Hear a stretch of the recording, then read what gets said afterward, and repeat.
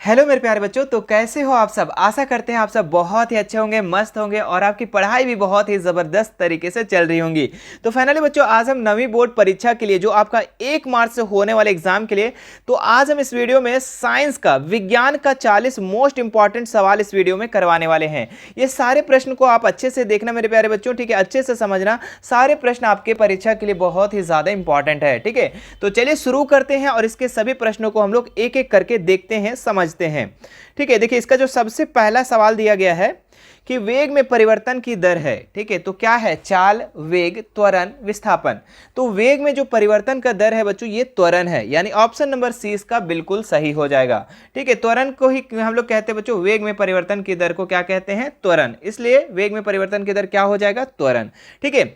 आगे बढ़ते हैं हम लोग। नेक्स्ट सवाल, इनमें से कौन सा सही नहीं है, ठीक है। तो इसमें से सही नहीं बताना है। तो देखिए, गति का जो है बच्चों 3 सूत्र है, ठीक है। सो इसमें 4 सूत्र दिया हुआ है, तो अब इसमें से कौन सही नहीं है वो बताना है। देखिए, आपको जो ऑप्शन ए नंबर देखेंगे, v बराबर u प्लस ए टी, ये आपका गति का सूत्र है, ठीक है। दूसरा क्या है आपका, s बराबर U T plus half A T square, ये भी आपका गति का सूत्र है, ये सही है, ठीक है। तीसरा में आ जाइए, v बराबर यू स्क्वायर प्लस 2s, ये भी आपका गति का सूत्र है, ये भी आपका सही है। चौथा देखिए, भी स्क्वायर प्लस यू स्क्वायर बराबर 2s, ये बच्चों गलत है, ठीक है, ये आपका सही नहीं है, ठीक है। ये जो है ना सही नहीं है, क्यों? क्योंकि यहाँ पे आपको u जो दिया हुआ है प्लस में दिया हुआ, अगर हम u को ये साइड कर देते हैं तो माइनस में हो जाएगा, जो कि नहीं होना चाहिए, ठीक है। u के बराबर यू स्क्वायर प्लस 2s होना चाहिए, लेकिन अगर हम ये साइड इसको ले जाते हैं तो माइनस में हो जाएगा, ठीक है। इसीलिए ये सूत्र जो है ये बिल्कुल गलत है, ठीक है। आगे बढ़ते हैं हम लोग। नेक्स्ट सवाल क्या दिया हुआ है, एक कार 2 घंटा में 100 किलोमीटर की दूरी तय करती है, इसकी औसत चाल क्या होगी, ठीक है। तो 100 किलोमीटर प्रति घंटा, 50 किलोमीटर प्रति घंटा, 200 किलोमीटर प्रति घंटा या फिर 102 किलोमीटर प्रति घंटा। तो देखिए, एक इसका औसत चाल निकालना है। तो औसत चाल का फॉर्मूला क्या होता है पता है आपको? औसत चाल का जो फॉर्मूला होता है बच्चों, कि कुल दूरी बटा कुल समय, ठीक है। तो दूरी बटा क्या होता है? समय। कुल दूरी बटा कुल समय।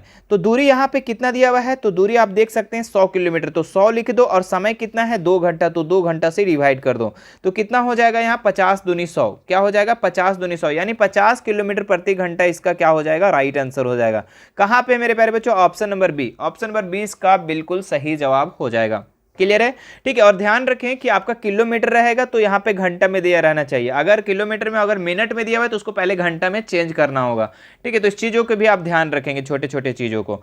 अगला देखिए, 4 नंबर क्या है, किसी वस्तु के जड़त्व की माप क्या है? द्रव्यमान, बल, चाल या संवेग, ठीक है। तो कोई भी वस्तु का जो जड़त्व का माप होता है बच्चों, उसका द्रव्यमान होता है। क्या होता है? द्रव्यमान। जितना भारी रहेगा उसका उतना ज्यादा जड़त्व होगा, ठीक है। जैसे एक एग्जांपल देते हैं बच्चों, ठीक है, हम 4 एग्जांपल देते हैं, जो कि पिछला हम मॉडल पेपर में आपको करवा चुके हैं, ठीक है। देखिए, साइकिल, ठीक है, साइकिल, बस, रेलगाड़ी, तीनों का सबसे ज्यादा जड़त्व किसका होगा? ये आप हमें कमेंट करके बताएंगे। क्या क्या बोले हम? साइकिल, बस, रेलगाड़ी, ठीक है। तो इस तीनों का बताइए कौन सा होगा, या फिर तीनों का बराबर होगा, ये भी आप कमेंट करके बताएंगे, ठीक है। चलिए, तो इसका हो गया 4 का। 5 नंबर में आ जाओ, ठीक है। 5 नंबर में क्या है, 2 केजी द्रव्यमान वाली वस्तु को 5 मीटर पर सेकंड स्क्वायर की दर से त्वरित करने में कितना बल की आवश्यकता होगी, ठीक है। तो 2 केजी द्रव्यमान, यहाँ पे मास दे रखा है और आपका एक्सेलरेशन यानी 5 मीटर पर सेकंड स्क्वायर दिया हुआ है, त्वरित किया हुआ है, तो बल कितना होगा? तो बल का जो सूत्र होता है बच्चों, ये F बराबर ma, क्या होता है? F बराबर ma, ठीक है। तो देखिए, फोर्स निकालना है आपको, बल निकालना है। m कितना दिया हुआ है? द्रव्यमान कितना दिया हुआ है? 2 केजी। एक्सेलरेशन कितना दिया हुआ है? 5, तो 2 पचे 10, तो 10 इसका न्यूटन, इसका राइट आंसर हो जाएगा, क्योंकि बल का इकाई मात्रक आपका न्यूटन होता है, इसलिए इसका आंसर जो आएगा वो न्यूटन में आएगा, ठीक है। ऑप्शन नंबर 20 का बिल्कुल सही जवाब हो जाएगा। अगले सवाल की तरफ आइए। रॉकेट का प्रणोदन किस सिद्धांत पर आधारित है, ठीक है। तो संवेग संरक्षण का सिद्धांत, या फिर ऊर्जा संरक्षण का सिद्धांत, या फिर द्रव्यमान संरक्षण का सिद्धांत, इनमें से कोई नहीं। तो इसका जो राइट आंसर हो जाएगा आप लोग का ऑप्शन नंबर ए, संवेग संरक्षण का सिद्धांत, ठीक है। रॉकेट का जो प्रणोदन है ये किस सिद्धांत पर आधारित है? तो ये संवेग संरक्षण का सिद्धांत पर। चलिए, अगले सवाल की तरफ बढ़ते हैं। क्या है, सार्वत्रिक गुरुत्वीय स्थिरांक जी का इकाई मात्रक क्या है, ठीक है। तो गुरुत्वीय स्थिरांक का जो जी का इकाई मात्रक है बच्चों, वो क्या है आपका? तो वो आपका है न्यूटन मीटर स्क्वायर पर केजी स्क्वायर, यानी कि ऑप्शन नंबर सी इसका बिल्कुल सही जवाब हो जाएगा, ठीक है। देखिए, आप लोग को हम लिख करके इसलिए बताते हैं ताकि आपका दिमाग में छप जाए, ठीक है। हाँ, वरना हम सिर्फ टिक करके और आगे निकल जाते। क्या है, अगले सवाल की तरफ आते हैं। 8 नंबर। जब किसी तरल में किसी वस्तु को डुबोने पर तरल द्वारा उस वस्तु पर ऊपर की ओर लगने वाला बल कहलाता है, क्या कहलाता है? गुरुत्वाकर्षण बल, उत्प्लावन बल, चुंबकीय बल, घर्षण बल। ठीक है, तो जब भी हम कोई भी वस्तु को अगर हम डुबोते हैं, ठीक है, मान लीजिए कि आप पानी में, है ना, एक जग पानी में, एक बाल्टी पानी में आप क्या करो, कुछ जग वगैरह आप नीचे धकेलने का प्रयास करो, तो क्या होगा कि वो पानी जो है ऊपर की ओर धकेलेगा। तो ये कौन सा बल के कारण? तो ये उत्प्लावन बल के कारण। ऑप्शन नंबर 20 का बिल्कुल सही जवाब हो जाएगा। अगले सवाल की तरफ आइए, गतिज ऊर्जा का व्यंजक क्या है? वेरी वेरी इंपॉर्टेंट सवाल मेरे प्यारे बच्चों। ठीक है, गतिज ऊर्जा का व्यंजक यानी कि काइनेटिक एनर्जी का क्या फार्मूला होता है? तो इसका फार्मूला होता है काइनेटिक एनर्जी का 1/2 mv²। क्या होता है? 1/2 mv², यानी ऑप्शन नंबर 20 का बिल्कुल सही जवाब हो जाएगा। अगले सवाल की तरफ बढ़िए, क्या दिया हुआ? यदि किसी पिंड का विस्थापन 0 है तो बल द्वारा उस पिंड पर किया गया कार्य क्या होगा? ठीक है, किया गया कार्य होगा। तो देखिए, जब भी कोई भी किसी पिंड का अगर विस्थापन 0 है, ठीक है, मतलब यहां से वहां, मतलब कि विस्थापन 0 है, ठीक है, डिस्प्लेसमेंट अगर 0 है तो बल द्वारा उस पिंड पर किया गया कार्य 0 जूल के बराबर होगा, 0 जूल के बराबर होगा, यानी ऑप्शन नंबर ए इसका सही जवाब हो जाएगा। अगले सवाल की तरफ आइए, ऊर्जा का व्यवसायिक मात्रक क्या है? काफी इंपॉर्टेंट सवाल है बच्चों। ठीक है, commercial unit of energy is क्या होगा? KWH किलोवाट घंटा। ऑप्शन नंबर 20 का बिल्कुल सही जवाब हो जाएगा। चलिए अगले सवाल की तरफ आइए, तरंगे, ध्वनि तरंगे होती है, कितना बार बता चुके हैं आपको कि जो ध्वनि तरंगे होते हैं वो अनुदैर्घ्य तरंग होती है। ऑप्शन नंबर 20 का राइट हो जाएगा। सामान्य मनुष्य के कानों के लिए सर्वताप्रास क्या है? ठीक है, तो सामान्य एक जनरल मानव के लिए, जनरल ह्यूमन के लिए, एवरेज ह्यूमन के लिए उसका सर्वताप्रास कितनी होनी चाहिए, उसकी सुनने की शक्ति कितनी होनी चाहिए? तो याद रखिएगा 20 हर्ट्ज से 20,000 हर्ट्ज तक। ठीक है, 20,000 हर्ट्ज तक। ठीक है, इससे ज़्यादा नहीं सुन सकता है एक मनुष्य और इससे कम भी नहीं सुन सकता है। अगर इससे ज़्यादा अगर उसको साउंड सुनाई दिया तो वो बहरा हो जाएगा, सिंपल सी बात है। ठीक है, अगर उससे कम सुनाई दिया, सुनाई भी नहीं देगा क्योंकि उससे कम सुना ही नहीं देगा वो। अगर वो क्या है ना, चूहा बिल्ली कुत्ता वगैरह को सुनाई देता है, देखते हैं आप, हल्का सा भी सट से आवाज़ करता है तो एकदम चूहा भागता है धड़ाम से। क्यों? क्योंकि वो कम साउंड को सुन सकता है, लेकिन हम लोग नहीं, उस कम साउंड को नहीं सुन सकते। हम लोग सिर्फ 20 हर्ट्ज से अधिक और 20,000 हर्ट्ज से कम, और 20,000 हर्ट्ज से ज़्यादा जो होता है बच्चों वो ये क्या बोलते हैं, सोनोरस हो गया, ये मेडिकल वगैरह में यूज होता है, कहीं कहीं समुद्र वगैरह में होता है, मतलब उससे ज़्यादा जो होता है ना, 20,000 हर्ट्ज से ज़्यादा ध्वनि वो उधर होता है। ठीक है, और 20 हर्ट्ज से कम हम लोग नहीं सुन सकते और 20,000 हर्ट्ज से ज़्यादा नहीं सुन सकते, मतलब इसी के बीच में हम लोग सुन सकते हैं। समझ में आया बात? चलो, तो कौन सा ऑप्शन हो जाएगा बाबू? तो ऑप्शन नंबर ए हो जाएगा, ऑप्शन नंबर ए हो जाएगा। ठीक है, चलिए अगले सवाल की तरफ आइए, निम्नलिखित में से कौन सा पदार्थ है? ठीक है, पदार्थ कौन है? ठीक है, which of the following is a matter? ठीक है, तो कौन सा पदार्थ है? ठीक है, तो पदार्थ जो स्थान को घेरती है और जिसका कोई ना कोई आयतन हो, ठीक है, तो वो आपका पदार्थ होता है। ठीक है, तो देखिए स्नेह जो होता है, माँ अपने बच्चों से जो प्यार करती है, क्या ये पदार्थ है? नहीं सर, ये पदार्थ नहीं है। गंध, क्या गंध पदार्थ है? नहीं सर, ये भी पदार्थ नहीं है। घृणा करना, हेट करना, लव करना, क्या ये पदार्थ है? नहीं है सर। वायु लेकिन पदार्थ है मेरे बच्चों। ठीक है, ये क्या करती है? इसका कोई ना कोई स्थान को घेरता है, इसका कोई ना कोई आयतन होता है। ठीक है, तो ऑप्शन नंबर डी इसका बिल्कुल सही जवाब हो जाएगा। तो समझ में आ गया पदार्थ किसको कहते हैं। अगले सवाल की तरफ आइए, क्या है? किस अवस्था में अणुओं की ऊर्जा अधिकतम होती है? ठीक है, किस अवस्था में अणुओं की ऊर्जा अधिकतम होती है? ठीक है, तो ठोस, द्रव, गैस या इनमें से कोई नहीं। तो अणुओं की ऊर्जा जो होती है बच्चों सबसे ज्यादा गैस में होती है। किस में होती है? गैस में होती है, याद रखिएगा। और एक चीज और भी ध्यान रखेंगे, एक होता है ठोस, एक होता है द्रव, है ना। पदार्थ की 3 अवस्था है ना जी, ठोस, द्रव, गैस। तो ठोस का जो होता है कण काफी सटे सटे होते हैं, याद रखिएगा। ठीक है, इसलिए इसका आकर्षण बल ज्यादा होता है। और द्रव का जो है मीडियम में होता है, इसलिए इसका आकर्षण बल थोड़ा कम होता है। और गैस का जो है, इसका जो है बच्चों बहुत दूर दूर होता है इसका गैस, मतलब ये कण, छोटे छोटे कण, तो इसका जो आकर्षण बल होता है बहुत कम होता है। तो समझ में आया, आकर्षण बल वाला भी काम, मतलब कि क्वेश्चन क्लियर हो गया आप लोगों का। चलिए अगला सवाल, 10 डिग्री सेल्सियस तापक्रम बराबर है। ठीक है, तो 10 डिग्री सेल्सियस तापक्रम मतलब ये इसका कितना हो जाएगा? 163 केल्विन, 283, 10 या फिर 186। तो सेल्सियस है बाबू, सेल्सियस है, आपको केल्विन में चेंज करना है। तो बस एक अच्छा वाला वर्ड नंबर को याद रखना, मतलब कि लकी नंबर है आपका 273, याद रखिएगा। 273 क्या है, लकी नंबर। और सी से के के तरफ जाएंगे बच्चों, जब सेल्सियस से केल्विन की तरफ जाएंगे तो 273 को प्लस कर देना बाबू, ठीक है ना। तो और केल्विन से अगर हम सेल्सियस के तरफ आते हैं तो यही 273 जो लकी नंबर है बच्चों, ठीक है, उसको आप माइनस कर देना, ठीक है, समझ में आ रही बात, ठीक है, इसको क्या कर देना, माइनस कर देना, ठीक है। तो सर यहाँ पे क्या पूछा है बाबू, यहाँ सी से के के तरफ पूछा है, तो सर 273 प्लस कर दे, हाँ बाबू 273 प्लस कर दो। तो अगर हम 10 में से 273 को अगर हम प्लस कर देते हैं तो हो जाता है 283 केल्विन, यानी 273 केल्विन बिल्कुल सही जवाब हो जाएगा, ऑप्शन नंबर 20 का सही हो जाएगा। समझ में आया, ठीक है। ट्रिक एक और भी हम आपको बताते हैं, वो समझिएगा, ठीक है, कि कैसे आप लोग को सी से के और के से सी की तरफ आइएगा, ठीक है। अगर केल्विन दिया रहेगा तो सेल्सियस में आपको माइनस कर देना है 273 को, और सेल्सियस दिया रहेगा केल्विन में तरफ जाना है तो 273 को प्लस कर देना है। अब ट्रिक क्या है, देखो बाबू, सी क्या है, सी ABCD में पहले आता है, और के क्या होता है, बाद में आता है। मतलब कि छोटा से अगर आप बड़ा के तरफ जाओगे तो बताओ, मतलब कि छोटा से बड़ा की तरफ जाओगे तो प्लस करोगे ना, हाँ सर प्लस करेंगे, है ना। और अगर बड़ा से, के बड़ा है और सी छोटा है, तो के क्या है, बड़ा है ना, और सी छोटा है, तो बड़ा से छोटा की तरफ जब आओगे तो माइनस करोगे कि नहीं करोगे, माइनस करोगे। तो यही है आपका ट्रिक, याद रखिएगा, जब छोटा से बड़ा की तरफ जाएंगे तो 273 को प्लस कर देना, और बड़ा के से छोटा की तरफ आएंगे तो 273 को माइनस कर देना। समझ में आया? किसको किसको ये ट्रिक अच्छा लगा एकदम नीचे कमेंट करेंगे फटाक से, ठीक है, कमेंट करेंगे कि 11:25 में हमको बहुत अच्छा लगा, ठीक है। चलिए अगले सवाल की तरफ आइए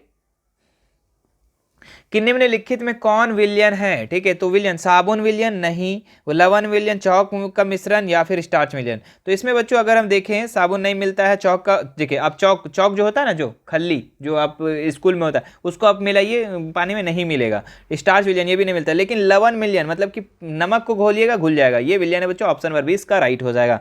अगले सवाल की तरफ आइए, सोरे की जल में विलयता 20 डिग्री सेल्सियस पर 31.5 है, इस ताप पर 10 ग्राम जल में कितना सोरा घुलाया जाए कि इसका संतृप्त विलयन बन जाए। तो इसका जो राइट आंसर हो जाएगा 3.15 ग्राम, याद रखिएगा।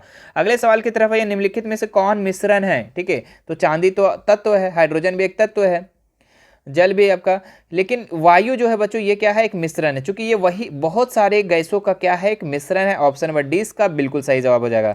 अगले सवाल की तरफ है, आवोगाद्रो की संख्या का मान कितना होता है, ठीक है। तो आवोगाद्रो का संख्या का जो मान होता है वो होता है 6.022 इंटू 10 का पावर 23, यानी कि ऑप्शन नंबर सी इसका बिल्कुल सही जवाब हो जाएगा। अगले देखो बाबू, ठीक है, 0.5 मोल H2O का द्रव्यमान होगा, ठीक है। तो 0.5 मोल H2O का क्या पूछ रहा है, द्रव्यमान पूछ रहा है, ठीक है। तो बहुत ही अच्छा सवाल है। देखिए इसका एक फॉर्मूला होता है, क्या फॉर्मूला होता है कि मोल बराबर द्रव्यमान, है ना, द्रव्यमान बटा अनुभार, ठीक है, क्या होता है, अनुभार, ठीक है, ये इसका फॉर्मूला होता है। अब जो दिया है वो लिख लो। सबसे पहले मोल यहाँ पे दिया हुआ है, कितना दिया हुआ है, 0.5, तो 0.5 लिख दो। और H2O का द्रव्यमान कितना होगा, है ना, तो द्रव्यमान आपको निकालना है, तो द्रव्यमान यहाँ पे लिख दो, ठीक है। सर अनुभार कितना दिया हुआ है, तो H2O का अनुभार निकाल लो ना बाबू, तो कितना हो जाएगा, तो H2O का जो अनुभार हो जाएगा वो आपका हो जाएगा, हाइड्रोजन का कितना होता है, 1 होता है, और केठो हाइड्रोजन है तो 2 है, H2 है जी, तो 2 हो जाएगा इधर। और ऑक्सीजन का कितना होता है, तो 18 होता है, कितना होता है, 18, तो 18 नहीं सॉरी 16 होता है जी, 8 दूनी 16, हाँ 16 होता है, और 16 2 कितना हो जाएगा, 18। तो मतलब कि अनुभार जो निकल गया वो 18 निकल गया बच्चों, ठीक है। तो अनुभार कितना हो जाएगा, 18, ठीक है। अब देखिए इसके नीचे हम 1 देंगे और क्रॉस मल्टीपल कर देंगे, ठीक है। तो क्रॉस मल्टीपल करेंगे तो कितना हो जाएगा, द्रव्यमान बराबर 18 गुने 0.5, ठीक है।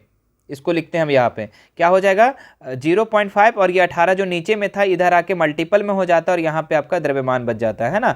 तो अब इसको हम जब गुना करेंगे कितना, 18 × 5 = 90, कितना हो जाएगा 90, और एक पॉइंट लगा हुआ इसलिए हम यहाँ पॉइंट लगा देंगे। इसका मतलब इसका उत्तर जो हो जाएगा बच्चों 9 हो जाएगा, 9 कहाँ है, 9 ग्राम, ऑप्शन नंबर बी में, ऑप्शन नंबर 20 का बिल्कुल सही जवाब हो जाएगा। अगले सवाल की तरफ आइए, जल के एक अणु में हाइड्रोजन एवं ऑक्सीजन के भार का अनुपात कितना होता है। तो जल, जल क्या होता है फॉर्मूला H2O, क्या होता है बाबू H2O होता है। ठीक है, इसका क्या बोल रहा है कि अनुभार का अनुपात पूछ रहा है ना। तो देखिए हाइड्रोजन का द्रव्यमान कितना होता है, 1 होता है, केठो हाइड्रोजन है तो 2 ठो लिख देंगे, है ना।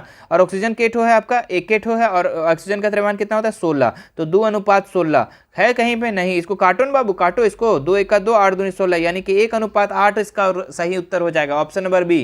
ठीक है, कैसा लग रहा है मेरे प्यारे बच्चों, वीडियो कैसा लग रहा है एक बार हमें कमेंट करेंगे अच्छे से। ठीक है, देखिए आप जितना प्रैक्टिस करोगे इस बार इस एग्जाम में उतना फायदा होगा। ठीक है, क्योंकि इस बार थोड़ा सा घुमा के क्वेश्चन पूछा जाएगा, क्योंकि 10th का उसी तरीके से आपका नंबरिंग को चेंज किया जा रहा है। ठीक है, तो हो सकता है आप लोगों का भी एग्जाम में इस तरीके से पूछा है, इसलिए प्रैक्टिस जितना से ज्यादा करो। हमने प्लेलिस्ट बना दिया मेरे प्यारे बच्चों, ठीक है, प्लेलिस्ट बना दिया है जिसमें से बहुत सारे मॉडल पेपर, हमको लगता है 7 8 से 10 मॉडल पेपर आपको हम उसमें करवा चुके हैं। ठीक है, तो जाकर देख सकते हैं, प्लेलिस्ट डिस्क्रिप्शन में भी डाल देंगे, वहां से देख सकते हैं, या फिर हम आपके व्हाट्सअप जो ग्रुप है ना, व्हाट्सअप चैनल, वहां पे भी हम लिंक को डाल दिए हैं, तो व्हाट्सअप चैनल में हमारा जुड़ जाए, उसका लिंक डिस्क्रिप्शन में दिया हुआ है। व्हाट्सअप चैनल में जुड़ेंगे, वहां से आपको सारा प्लेलिस्ट एक में मिल जाएगा। मैथ का तैयारी करना है मैथ के करो, साइंस का करना है साइंस का करो, सोशल साइंस का करना है सोशल साइंस का, जिसका करना है मेरे प्यारे बच्चों उसका कर सकते हैं आप, टेंशन नहीं लेना है। ठीक है, क्योंकि कैफ सर आपके साथ है। ठीक है, टेंशन नहीं लेना। चलिए अगले सवाल की तरफ आते हैं। क्या है, रदरफोर्ड का अल्फा कण प्रकीर्णन का प्रयोग किसकी खोज, ऊपर वाले क्वेश्चन नहीं किए थे हम लोग तैस ना, तैस कर लो पहले। हाइड्रोजन परमाणु 22 किए थे ना जी, 22 हाँ किए थे। चलो 23 नंबर में आ जाओ। हाइड्रोजन परमाणु का कौन सा कण नहीं होता है, तो हाइड्रोजन परमाणु में कौन सा कण नहीं होता है बच्चों, तो ये आपका न्यूट्रॉन नहीं होता है, न्यूट्रॉन नहीं होता है। ठीक है, याद रखिएगा। रदरफोर्ड का अल्फा कण प्रकीर्णन का प्रयोग किस खोज के लिए उत्तरदायी है, तो ये आपका परमाणु केंद्रक का, ऑप्शन नंबर ए इसका बिल्कुल सही जवाब हो जाएगा। अगले सवाल की तरफ आइए। क्लोरीन आयन में संयोजकता इलेक्ट्रॉनों की संख्या कितनी है। ठीक है, तो सबसे पहले जान लो कि क्लोरीन का कितना होता है। ठीक है, तो क्लोरीन का जो होता है आपका, इसका 17 नंबर होता है ना, 17 होता है ना जी, हाँ। तो 17 को हम लोग अगर इसको बांटे तो कितना हो जाएगा, पहला घर में 2, दूसरा घर में 8, 8 2 10, और तीसरा घर में 7, और इसका संयोजकता कितना हो जाएगा, 1 हो जाएगा। क्यों, क्योंकि इसका जो तीसरा का घर है 7, उसमें 1 घट रहा है, तो 1 संयोजकता हो जाएगा।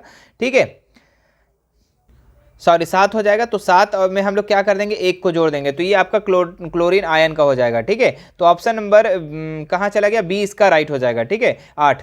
अगला सवाल देखो, इलेक्ट्रॉनिक सूक्ष्मदर्शी का अधिकतम आवर्धन कितना होता है। ठीक है, तो ये आपका होता है 2 लाख x, 2 लाख गुना, ऑप्शन नंबर 4 इसका राइट हो जाएगा। ठीक है, चलिए अगले सवाल की तरफ है। पादप और जंतु कोशिका का प्रमुख अंतर क्या है। ठीक है, तो पादप और जंतु कोशिका में प्रमुख क्या अंतर है, पोषण संबंधी, गति संबंधी, वृद्धि संबंधी, श्वसन संबंधी, तो इसका जो राइट आंसर हो जाएगा आप लोग का पोषण संबंधी, क्या हो जाएगा, पोषण संबंधी, तो ये अंतर है, ऑप्शन नंबर ए।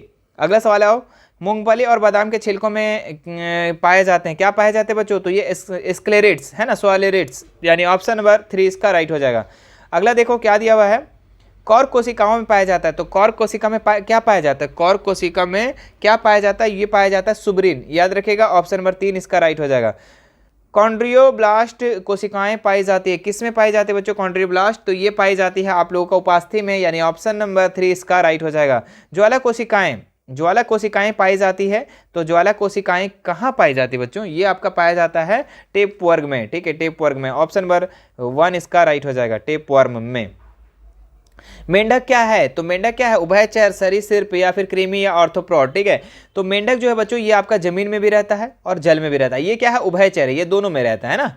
अगले सवाल की तरफ आइए। क्या है, एनालिडा में पाए जाने वाले उत्सर्जन तंत्र को कहते हैं, तो क्या कहते हैं, गुर्दा, नेफ्रेडिया, या फिर ऑरिओल, या फिर स्पेरिकल। ठीक है, तो इसका जो राइट उत्तर हो जाएगा बच्चों आप लोग का नेफ्रेडिया। ठीक है, एनालिडा में क्या क्या होते हैं, केचुआ हो गया, जोंक हो गया। ठीक है, तो उसका जो उत्सर्जन तंत्र को क्या कहते हैं, तो नेफ्रेडिया कहते हैं। अगला सवाल देखो, एक विश्वव्यापी बीमारी है, विश्वव्यापी कौन सा बीमारी है, एड्स जो है बच्चों आपका विश्वव्यापी बीमारी है, एड्स, ऑप्शन नंबर 4 इसका सही जवाब हो जाएगा। चलिए अगले सवाल की तरफ आइए मेरे प्यारे बच्चों। एक संक्रामक रोग है, संक्रामक रोग क्या है, जो एक शरीर से दूसरे शरीर में फैल जाता है ना, तो वो आपका क्या हो जाएगा, हृदय रोग, कैंसर, कुष्ठ रोग, हैजा, तो हैजा इसका राइट आंसर हो जाएगा, ऑप्शन नंबर डी। चलिए अगले सवाल की तरफ आइए। कौन प्राकृतिक संपदा नहीं है, तो प्राकृतिक संपदा कौन है बच्चों, खेत, जल, वायु, कोयला। ठीक है, तो ये आपका प्राकृतिक संपदा है, वायु भी प्राकृतिक संपदा है। ठीक है, और कोयला भी है, लेकिन खेत जो है बच्चों ये आपका प्राकृतिक संपदा नहीं है। क्यों, क्योंकि खेत हम लोग खुद बनाते हैं, वो प्राकृतिक तरीके से नहीं दिया हुआ है। हाँ, यही खेत के जगह में अगर भूमि लिखा रहता, खेत की जगह में भूमि लिखा रहता तब प्राकृतिक संपदा होता है, लेकिन खेत हम लोग खुद से बनाते हैं।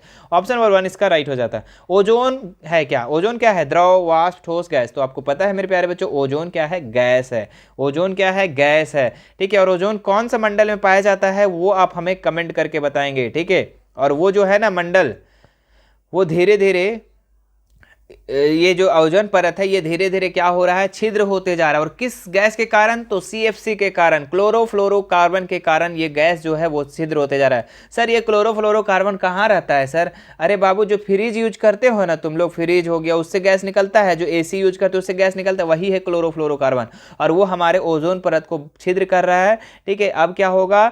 सूर्य की तीखी किरणें हमारे पृथ्वी तक आएगी और हमें कैंसर कर देगी। ठीक है, अगला सवाल क्या है? एक प्राकृतिक संपदा है। ठीक है, तो प्राकृतिक संपदा क्या है? जल, वायु, मिट्टी, इनमें से सभी। तो इनमें से सभी इसका राइट आंसर होना चाहिए, बिल्कुल ऑप्शन नंबर डी इसका सही जवाब हो जाएगा।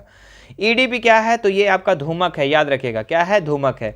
एक सूक्ष्म पोषक तत्व क्या है? ठीक है, बहुत बार बता चुके आप लोगों को, क्या है ये? आपका जस्ता, यानी ऑप्शन नंबर 1 इसका बिल्कुल सही जवाब हो जाएगा।